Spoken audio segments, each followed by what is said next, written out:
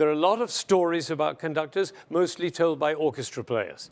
And one of my favorites is the one about Toscanini, who was a very great conductor and who had the ability to galvanize people to great passion and intensity and expression. And he also had a temper, famous temper. Apparently, when he did one of these temper tantrums, he took his watch and smashed it on the floor. I heard recently he bought them wholesale. Anyway, the story goes that in the middle of the rehearsal, he saw that one of the players in the double bass section wasn't playing very well, and he shouted at him, "You're fired!" This was in the days before the union. We can't do that now. But in those days, you could fire a musician without any explanation or recourse. That would be the end of his career. So this poor man had to go home, tell his wife he didn't have a job. As he left the room for the last time, he turned round and shouted at Toscanini, "You're a no-good son of a bitch!" And Toscanini shouted back, "It's too late to apologize." Now, that's the old style of leadership. It's top-down, hierarchical, right-thinking, and male. And it served humanity for about 75,000 years.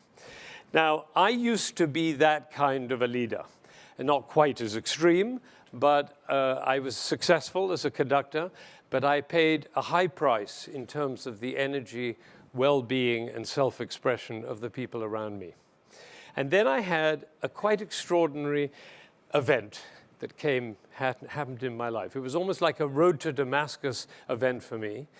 I was 45 years old, and I'd been conducting for 20 years or more. And suddenly I had a realization for the first time that the conductor of an orchestra doesn't make a sound.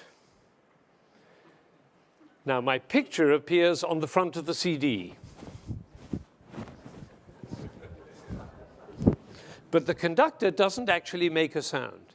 He depends for his power on his ability to make other people powerful.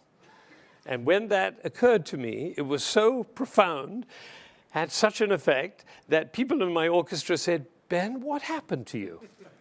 And that's what happened. I realized that my job was to awaken possibility in other people. Now, it became from there a real question whether I was doing that. And the way you find out whether you're doing that is to look at their eyes. If their eyes are shining, you know you're doing it.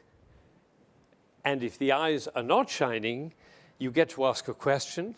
And this is the question: who am I being that my player's eyes are not shining?